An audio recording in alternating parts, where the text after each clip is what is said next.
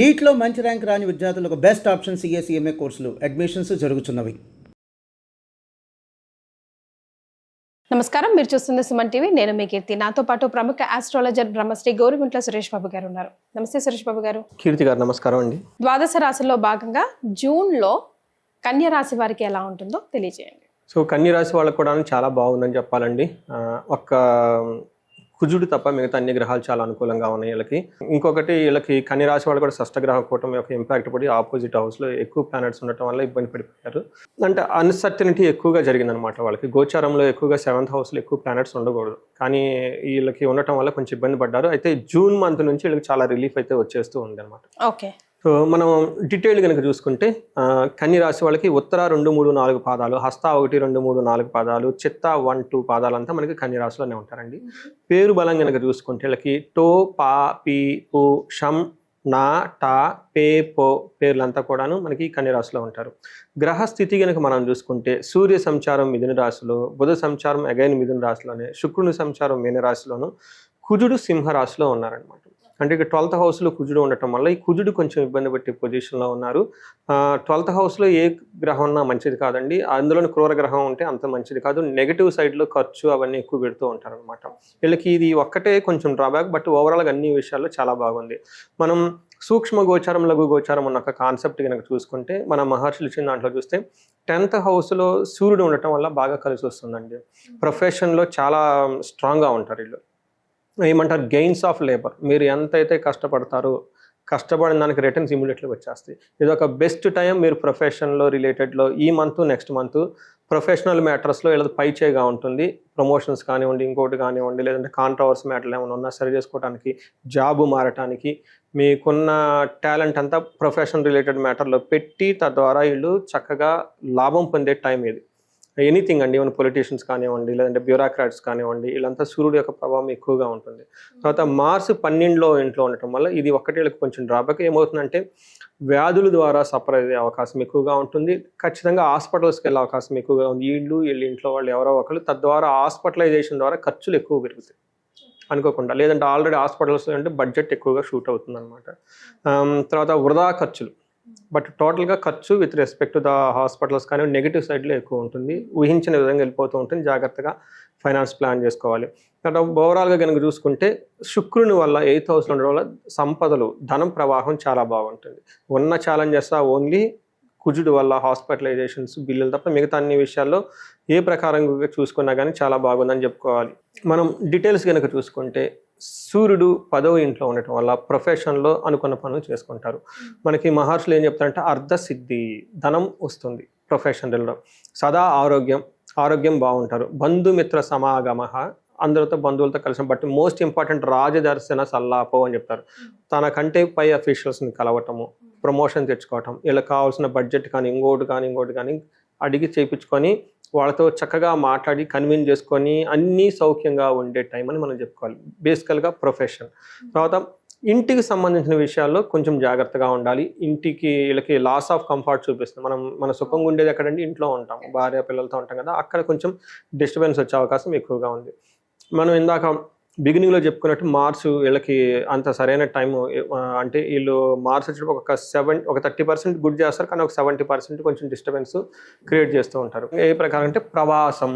ఖచ్చితంగా మకర రాశి వాళ్ళు కనుక చూసుకుంటే ఉన్న ప్లేస్ నుంచి వేరే ప్లేస్లోకి వెళ్ళే అవకాశం ఖచ్చితంగా ఉంటుందండి. దాంతో కాకుండా వ్యాధి పీడ వీళ్ళకి, లేదంటే బంధువులతో కానీ వచ్చేసి తద్వారా ధనక్షయం అవుతుంది. ఖర్చులు దాని ద్వారా అవుతుంది అనమాట. దేహ పీడ, వీళ్ళకి సంచారం ఎక్కువగా ట్రావెల్ చేయటము, లేదంటే ఫారిన్ వెళ్ళటము, ఇంకో చోట ఉండటం, వీటితో పాటు 12th హౌస్ని ఫారిన్ స్టే అంటారండి మనకి జ్యోతిష శాస్త్రంలో. ఏమవుతుందంటే మనం జ్యోతిష శాస్త్రం ప్రకారం ఇంట్లో ఉండటం ఎప్పుడు కంఫర్ట్ అండి. ఇట్స్ మంచి సైన్ అనమాట. ఎప్పుడైతే ఇల్లు వదిలిపెట్టి దూరంగా వెళ్ళిపోతున్నామో, లేదంటే ఫారిన్ వెళ్ళిపోతున్నామో, సంథింగ్ రాంగ్ ఉందన్నమాట. మన జ్యోతిష శాస్త్రం అలా చూస్తుంది. కానీ ఈ రోజులు ఏమైందంటే ఫారిన్ వెళ్ళటం ఒక క్రేజీగా చూస్తూ ఉంటారు. అదేమంటారంటే కలియుగ ప్రభావం అంటారు అనమాట. అందులో ఈ కలియుగంలో రాహు యొక్క ప్రభావం చాలా ఎక్కువగా ఉంటుంది. ఎందుకంటే మనం ఉండేదంతా రాహు ఇన్ఫ్లుయెన్స్లో ఉంటాం. అందుకని దాన్ని కూడా మనం యాక్సెప్ట్ చేయలేం కదా. వేరే యుగాలు మంచి అని, కలియుగం మంచిది కాదన్న థాట్లో ఉండకూడదు. ఈ యుగ ధర్మం ప్రకారం ఇది రైట్, ఫారిన్ వెళ్ళటమే రైట్. అంతే కదా. చీట్ పడేది ఏమి ఉండదండి. It's all flow, Maya. TV చూస్తాం, కంప్యూటర్ చూస్తాం, మొబైల్ చూస్తాము, సినిమాల్లో చూసి ఫీల్ అవుతూ ఉంటాము. So this is all because of Rahu యొక్క ఇంపాక్ట్ ఉండటం అన్నమాట. అందుకని వీళ్ళకి ఏమవుతుందంటే 12th హౌస్లో ఉండటం వల్ల ఏమవుతుందంటే పూర్వకాలంలో మంచిది కాదు, కానీ ఈ కాలంలో అది మంచిది. అందుకని ఎవరైనా ఫారిన్ వెళ్ళాలనుకున్న వాళ్ళు కానివ్వండి, ఇంకొకరికి వాళ్ళంతా బాగా కలిసి వచ్చేది, పాజిటివ్గా ఉందని మనం చెప్పుకోవాలి. ధన ప్రవాహం అయితే ఖచ్చితంగా ఉంటుంది వీళ్ళకి. ఏ ప్రకారంగా చూసుకున్నా కానీ మానసిక ఒత్తిడి ఎక్కువగా ఉండే అవకాశం ఎక్కువగా ఉంటుంది, కొంచెం జాగ్రత్తగా ఉండాలి. ఓకే. అయితే వీళ్ళకి శుక్రుడు చాలా మంచి యోగ్యతను ఇస్తూ ఉన్నారండి. చూసుకుంటే వీళ్ళకి దుఃఖనాశ మహాసౌఖ్యం. ఇప్పటిదాకా వాళ్ళు ఏదైనా విషయం గురించి బాధపడుతూ ఉంటే ఖచ్చితంగా దానికి సొల్యూషన్ దొరుకుతుంది. మనం ఏం చెప్పుకున్నాం అంటేనండి, శుక్రుడు వీళ్ళకి షష్టగ్రహ కూటమిలో 7వ ఇంట్లో ఉన్నారు. శుక్రుడు 7వ ఇంట్లో మంచిది కాదు. అందులోని పర్టికులర్గా with respect to the wife, with respect to the luxury, comfort, love, romance విషయంలో చాలా టఫ్నెస్ని ఫేస్ చేశారు వీళ్ళు. అందుకని ఎప్పుడైతే శుక్రుడు మారిపోతున్నాడో అప్పటిదాకా వాళ్ళు పడుతున్న ఏమైనా దుఃఖం ఉంటే అది అంతమైపోతుంది. దుఃఖానాశంత మహాసౌఖ్యం, కంఫర్టబుల్గా ఉంటారు. బంధుమిత్రులతో చక్కగా కలిసి ఉంటారు. రాజదర్శన మాప్తి, అగైన్ ఇక్కడ కూడా ప్రొఫెషన్ రిలేటెడ్ మ్యాటర్స్లో చాలా అనుకూలంగా చూపిస్తూ ఉందన్నమాట. గవర్నమెంట్ ఆఫీస్ని కలవటము, లేదంటే పై బాసులను కలవటం, ఇలాంటి వాళ్ళని కలిసి తద్వారా అన్నీ సాధించుకునే అవకాశం ఎక్కువగా ఉంది. ఈ టైంలో మంచి ఫుడ్ కూడా వీళ్ళు ఎంజాయ్ చేస్తారు. సో మనం చూసుకుంటే సమరీ, అటు సూర్యుడు ఇటు శుక్రుడు మంచి యోగ్యతనిస్తూ ఉన్నారు. కుజుడు కూడాను అంత ఇబ్బంది పెట్టే పొజిషన్లో ఏమీ లేరు. బట్ ఓవరాల్గా కనుక చూసుకుంటే ఒక 70% చాలా బాగుంది. అంతకుముందు 2 months పడిన బాధల నుంచి చాలా రిలీఫ్ వస్తుంది. సో మరి నక్షత్రాల ప్రకారం కూడా కలిసి వస్తుందా వీళ్ళకి? నక్షత్రం ప్రకారం మనకి అంగగోచారం అన్న ఒక కాన్సెప్ట్ ఉందండి. మహర్షులు అద్భుతంగా ఇచ్చారు. ప్రతి నక్షత్రం కూడా ఎలా ఉందో మనం తెలుసుకోవచ్చు. మనం ఈ మేజర్ చేంజెస్ ఈ మంత్లో చూసుకుంటే కనుక ఉత్తర ఫాల్గుని నక్షత్రం వాళ్ళకి క్షేమంగా ఉంటారు, విదేశ గమనం ఉంది, సౌఖ్యం ఉంటుంది, పరవాసము, వస్త్రలాభం అంతా ఉంది. అయితే ఛాలెంజెస్ వీళ్ళకి దేహ పీడనము, రోగం, హెల్త్ కాంప్లికేషన్స్లో కొంచెం ఎక్కువగా ఉంటుంది. నెగ్లెక్ట్ చేయకుండా ఇమీడియట్గా వెళ్ళిపోండి. అలా అని ఓవర్ ఎక్స్పెండిచర్ చేసే అవకాశం కూడా ఉంది. కాబట్టి 1-2 సార్లు పెద్ద పెద్ద సర్జరీలు ఏమైనా ఉంటే సెకండ్ ఒపీనియన్ తీసుకొని కరెక్ట్గా ముందుకు వెళ్ళాలి. ఒక చిన్న ఎగ్జాంపుల్, US నుంచి ఒక క్లయింట్ ఫోన్ చేశారు. వాళ్ళకి ఆల్రెడీ స్టంట్స్ అయ్యో ఉన్నాయంట, ఇంతకుముందు ఎప్పుడో చేసుకున్నారు. బట్ రైట్ నో మళ్ళీ డాక్టర్ ఏదో సజెస్ట్ చేశారంట. నాన్న అడిగామండి ఎలా ఉందని చూస్తే, నేను ప్రశ్నాశాస్త్రం చూసి సెకండ్ ఒపీనియన్ తీసుకోండి, డైరెక్ట్గా వెళ్ళకండి అని చెప్పాను నేను. సో వాళ్ళు ఏమన్నారంటే, కాదండి US చాలా స్ట్రాంగ్గా ఉంటాయి సిస్టమ్స్ అంతా, మన ఇండియాలో అలాగా ఉండదు, ఇక్కడ సెకండ్ ఒపీనియన్ ఆల్మోస్ట్ అవకాశం ఉండదు, పెద్ద హాస్పిటల్స్లో అంతా ఆన్లైన్ ఉంటుంది, ఇక్కడ మనం చూపించుకుంది వేరే డాక్టర్కి వెళ్ళిపోతే మళ్ళీ అక్కడ వాళ్ళకి తెలుస్తుంది, అది సమ్ సోషల్ ప్రిస్టేజ్ సంథింగ్ చెప్పుకొచ్చారు. Because I cannot go beyond of certain thing కదా, my job is to advise him, that's all, it's over. After 3 months తర్వాత మళ్ళీ మన ఫోన్ చేశారు, ఏమండి మీరు చెప్పింది కరెక్ట్ అండి, మీరు సెకండ్ ఒపీనియన్ తీసుకోమన్నారు, నేను సెకండ్ ఒపీనియన్ రిజెక్ట్ చేశాను, కానీ నాకు అవసరం లేకుండానే సర్జరీ చేశారని రీసెంట్గా తెలిసిందండి. I'm going to shoe the file legal cases అంతా. చూడండి, మన బాడీని మనం ఎక్స్పెరిమెంట్లో వాడుకుంటే ఎట్లండి. ఇక్కడ నుంచి మనము ఫారెన్ కంట్రీస్కి వెళ్తాం, అక్కడ ఏదో మంచి జరుగుతుందేమో, ఇంకా the best of the best వైద్యం అందుతుందేమో అని, కానీ అక్కడే చాలా జరుగుతున్నాయి ఈ మధ్యకాలంలో. చాలా విన్నాను నేను కూడా, ఈవెన్ ఫ్యామిలీ లిస్ట్లో కూడా విన్నాను. ఎవ్రీథింగ్ ఈజ్ ఎ బిజినెస్ అండి. ఇప్పుడు వాళ్ళకి అవసరం లేదు, ఏదో సైకలాజికల్గా భయపెట్టేశారు, సర్జరీ అయితే చేశారు, వాళ్ళకి ఇన్సూరెన్స్లు అవన్నీ ఉంటాయి, చేతిలోంచి డబ్బులేం పోలేదు, ఓకే, ఎందుకంటే ఇన్సూరెన్స్ ఉంది. బట్ సఫర్ అయ్యేది మనిషి కదా. ఇది శరీరం వచ్చేటప్పటికి మనకి దేవుడిచ్చిన గొప్ప గిఫ్ట్ ఇదే కదా ఫస్ట్. ఇది లేకపోతే మనం ఎక్కడ ఉన్నాము, అది చాలా బాధేసింది. నాకు ఇంకొక విషయం ఏంటంటే, జ్యోతిష్ శాస్త్రం ఎంత కరెక్ట్గా చెప్తుంది, ఇది ఒక ఎవిడెన్స్.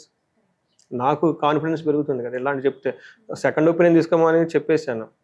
మళ్ళీ అతను 3.5 months తర్వాత మళ్ళీ తిరిగి ఎక్కడో అమెరికాలో ఉన్న అతను నాకు ఫోన్ చేసి మళ్ళీ చెప్పడం అంటే, అది మీ ఫీడ్బ్యాక్ ఇస్తున్నానండి అని చెప్పారు అనమాట. ఈ ఫాలోస్ మై వీడియోస్ ఉండాలన్నమాట. సో వీళ్ళకి హస్త నక్షత్రం వాళ్ళకి క్షేమంగా ఉంటారు, పరవాసము, వస్త్రలాభం ఉంది. బట్ వీళ్ళకి ఫైనాన్షియల్ క్రైసిస్, హెల్త్ ప్రాబ్లం రెండు ఉండే అవకాశం ఎక్కువగా ఉంది. మనకి దరిద్రము, దేహపీడనం రెండు చెప్తూ ఉంటారు. అలానే చిత్తా నక్షత్రం వాళ్ళకి క్షేమంగా ఉంటారు, పరవాసం ఉంది. చిత్తా నక్షత్రం వాళ్ళకి కొంచెం కేర్ఫుల్గా ఉండాలి, వీళ్ళకి ఛాలెంజెస్ ఎక్కువగా ఉంటుంది. ఒకటి ఫైనాన్స్, రెండోది హెల్త్ కూడా కొంచెం సీరియస్గా ఉండే అవకాశం ఎక్కువగా ఉంది. ఇన్ఫెక్షన్స్ వచ్చే అవకాశం ఎక్కువగా ఉంటుంది. లేడీస్ పర్టికులర్గా చాలా కేర్ఫుల్గా ఉండాలి. ఇది మనకి వీటితో పాటు ఉత్తర ఫాల్గుని నక్షత్రం వాళ్ళకి ధన నాశనం, అనవసరంగా ధనం కోల్పోయే అవకాశం ఎక్కువగా ఉంటుంది. మిగతా నక్షత్రం వాళ్ళకి అంతైతే ఇంకా పెద్ద ప్రాబ్లం అయితే ఏమీ లేదండి. రైట్, మరి రెమెడీస్ ఏం సూచిస్తారు సురేష్ బాబు గారు? వీళ్ళకి సూర్యుని వల్ల కొంచెం ప్రాబ్లమాటిక్గా ఉందండి.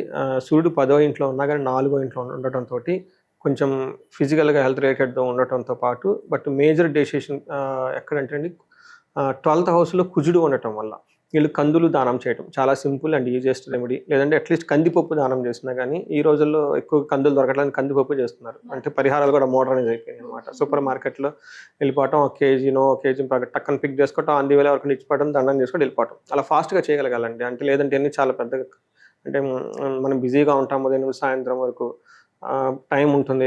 ఉన్న టైం కూడా సాటర్డేస్ వీకెండ్స్లో ఉంటాం. ఇది కూడా ఫ్యామిలీతో ఉంటుంది, ఎక్కడ టైం ఉందండి. అందుకని ఈ రెమెడీ చాలా క్విక్గా చేయటం ఇంపార్టెంట్. వీటితో పాటు వీళ్ళకి సుబ్రహ్మణ్యేశ్వర స్వామి దేవస్థానం చేయటం, మానసాదేవి స్తోత్రం అని ఉంటుందండి, అది చదవటం కనుక చేస్తే చాలా బాగుంటుంది.